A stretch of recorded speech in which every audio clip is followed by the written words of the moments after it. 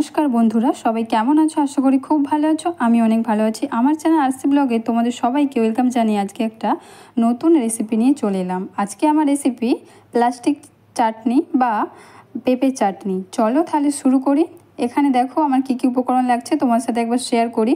আমি এখানে কালো সর্ষে, কাজু বাদাম, বিট নুন, চিনি, শুকনো লঙ্কা আর দুটো পেঁপে কেটে নিয়েছি, ধুয়ে পরিষ্কার করে রেখেছি। এবার একটা গ্রেটারের সাহায্যে পেঁপেগুলোকে গ্রেট করে নেব। একবারে মিহি করে গ্রেট করব। এরকম স্টাইলে আপনারা বাড়িতে অবশ্যই একবার ট্রাই করুন, একদম বিয়েবাড়ির মতো স্বাদ পাবেন। তারপর চলো এদিকে আমি একটা গ্রেটারের সাহায্যে পেঁপেটাকে একবারে মিহি করে গ্রেট করে নিয়েছি, যাতে আলাদা করে আমাকে আর সেদ্ধ না করতে হয়। অলমোস্ট ডান আমার পেঁপে গ্রেট করা। এবার চলো মেন ইনগ্রিডিয়েন্টসে যাই। কড়াইয়ে দেখো তেল গরম করে আমি যে কুচনো কাজু বাদামগুলো রেখেছি সেগুলোকে একটু হালকা ফ্রাই করে নেব। তোমরা চাইলে এখানে অবশ্যই কিশমিশ ব্যবহার করতে পারো। আমি যেহেতু কিশমিশটা পছন্দ করি না, সেই কারণে আমি কিশমিশটা আজকে অ্যাভয়েড করলাম। কাজু বাদাম এদিকে আমার অলরেডি ভাজা কমপ্লিট। এবার ওই তেলের মধ্যেই আমি ফোড়নের জন্য দিয়ে দেব শুকনো লঙ্কা, তেজপাতা, লবঙ্গ, দারচিনি, এলাচ।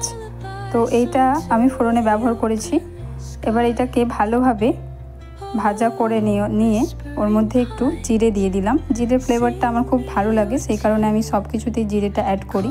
তোমরা এটা চাইলে স্কিপ করতে পারো। এবার ওরই মধ্যে আমি দিয়ে দেব গ্রেট করে রাখা পেঁপেটাকে। এবার গ্রেট করা পেঁপেটাকে ভালোভাবে কিছুক্ষণ রান্না করে নেব।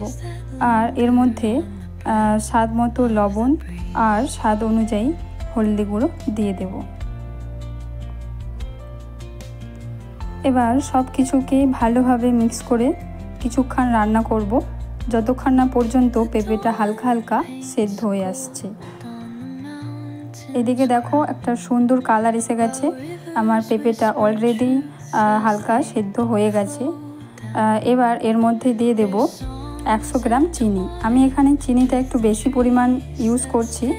আর পেঁপে চাটনিতে বা প্লাস্টিক চাটনিতে চিনির পরিমাণটা সবসময় আপনারা একটু বেশি ব্যবহার করবেন, তাহলে দেখবে একদম একটা অন্যরকম টেস্ট হয়েছে। চিনিটা দিয়ে দিলাম এখানে, আমি বেশ অনেকটা পরিমাণে দিয়েছি। এবার একদম লো মিডিয়াম ফ্লেমে এটাকে আমি রান্না করে নেব, যতক্ষণ না পর্যন্ত চিনিটা একেবারে পেঁপের সাথে গলে যায়। দেখো কত সুন্দর একটা কালার চলে এসেছে, পুরো একদম চিনিটা গলে গেছে। পেঁপে চাটনি করতে একদম বেশি সময় লাগে না, খুবই কম সময়ের মধ্যে এটা হয়ে যায়। আর এদিকে দেখো কত সুন্দর আমার চিনিটা পেঁপের সাথে গলে গেছে, আর পেঁপেটাও একদমই সেদ্ধ হয়ে গিয়েছে। এবার ওর মধ্যে আমি দিয়ে দেব ভেজে রাখা কাজু বাদামগুলো। অবশ্যই তোমরা এখানে কিশমিশ ব্যবহার করতেই পারো, তাহলে আরও একটু টেস্টি হবে, আরও পেঁপের চাটনিটা আঠালো হবে। কিন্তু আমরা যেহেতু পছন্দ করি না, সেই কারণে এখানে ইউজ করিনি। এবার ওর মধ্যে দিয়ে দিলাম একটা গোটা পাতিলেবুর রস। এটা দেওয়ার ফলে পেঁপের চাটনির স্বাদটা দ্বিগুণ বেড়ে যায়। ভালো করে মিক্স করে নিলাম। যেহেতু এর মধ্যে ভিটামিন সি রয়েছে, তাই সেই কারণে বেশি নাড়াচাড়া করব না, তাহলে ভিটামিন সি এর গুণাগুণটা চলে যাবে। বেশ কিছুক্ষণ নাড়াচাড়া করে নিয়েছি।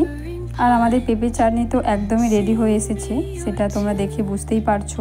জানি না ক্যামেরাতে কতটা বুঝতে পারছো, কিন্তু সামনে একটা দারুণ কালার চলে এসেছে অলরেডি।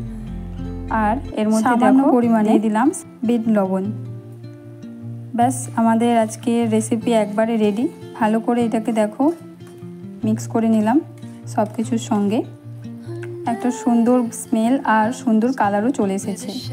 আমাদের প্লাস্টিক চাটনি বা পেঁপের চাটনি একেবারে রেডি।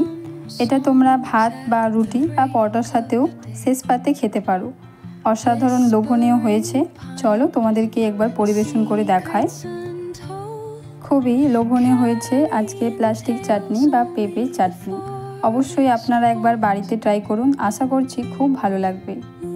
আর যারা আমার এই ভিডিওটা ধৈর্য সহকারে শেষ পর্যন্ত দেখলেন, তাদেরকে অসংখ্য ধন্যবাদ, অসংখ্য ভালোবাসা।